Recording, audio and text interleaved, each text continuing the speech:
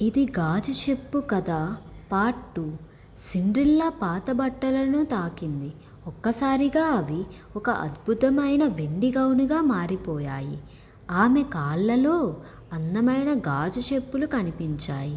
Cinderella తనని తాను చూసి ఆశ్చర్యపోయింది. కానీ మాయాదేవత ఒక ముఖ్యమైన విషయం చెప్పింది. గమనించు, ఈ మాయారాత్రి 12 గంటల వరకు మాత్రమే ఉంటుంది. అప్పుడు అన్నీ మామూలు స్థితికి తిరిగి మారిపోతాయి అని చెప్పింది. సిండ్రిల్లా తల ఊపింది. ఆమె రథంలో కూర్చొని రాజభవనానికి బయలుదేరింది.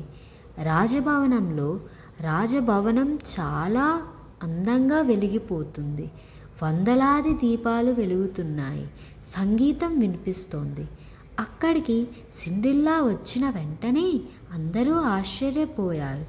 ఎవరూ ఆమెను గుర్తుపట్టలేదు. రాజకుమారుడు కూడా ఆమెను చూసి ఆశ్చర్యపోయాడు. అతను వెంటనే ఆమె దగ్గరకు వచ్చి నమస్కరించాడు. ఈ నృత్యానికి మీరు నా భాగస్వామి అవుతారా అని అడిగాడు.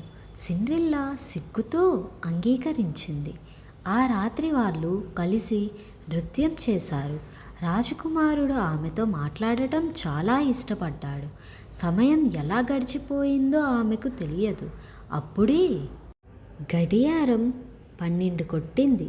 సిండ్రిల్లా ఒక్కసారిగా భయపడింది. నేను వెళ్ళాలి అని చెప్పి పరిగెత్తింది. ఆమె మెట్లపై నుంచి పరిగెత్తుతూ ఉండగా ఆమె ఒక గాజు చెప్పు అక్కడే పడిపోయింది. ఆమె మాత్రం ఆపకుండా వెళ్ళిపోయింది. రాజకుమారుడు అన్వేషణ. రాజకుమారుడు ఆ గాజు చెప్పును తీసుకున్నాడు. ఆమెను కనుగొనాలని నిర్ణయించాడు.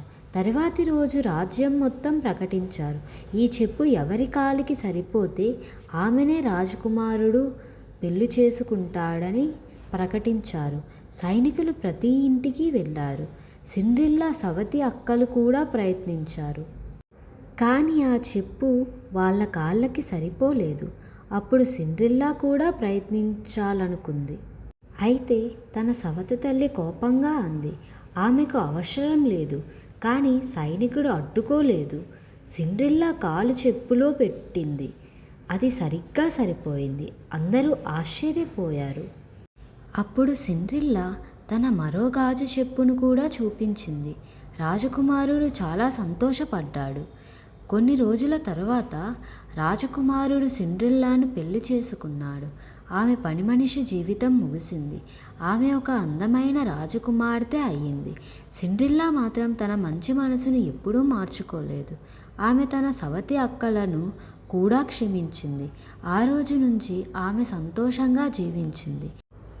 ఈ కథ మనకు చెప్పేది ఏమిటంటే, మంచి మనసు, సహనం మరియు ఆశ ఇవి ఉంటే ఒకరోజు మన జీవితంలో కూడా అద్భుతాలు జరుగుతాయి.